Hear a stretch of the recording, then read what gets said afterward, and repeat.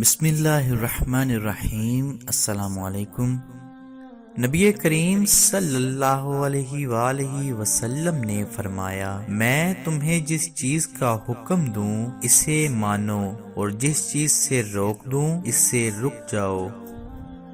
ام المومنین سیدہ عائشہ صدیقہ رضی اللہ تعالی عنہا فرماتی ہیں، رسول اللہ صلی اللہ علیہ وآلہ وسلم ہر کام دائیں جانب سے شروع کرنا پسند فرماتے، وضو کرنے میں، کنگھی کرتے وقت اور جوتا پہنتے وقت۔ سیدنا ابو علی الدقاق نے فرمایا، مخلص وہ ہے جس کے ہاں ریاکاری نہ ہو، اور صادق وہ ہے جس کے ہاں خود پسندی نہ ہو۔ نبی کریم صلی اللہ علیہ وآلہ وسلم نے فرمایا، اللہ سبحانہ و تعالی فرماتا ہے، میں اپنے بندے کے ساتھ ہوتا ہوں جب تک اس کے ہونٹ میرے ذکر کے لیے حرکت میں رہتے ہیں۔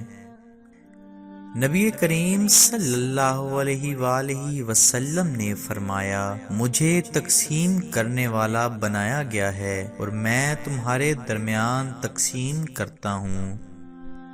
سیدنا قتادہ رضی اللہ تعالیٰ عنہ نے فرمایا، قرآن کے ذریعے اپنے دلوں اور گھروں کو آباد کیا کرو۔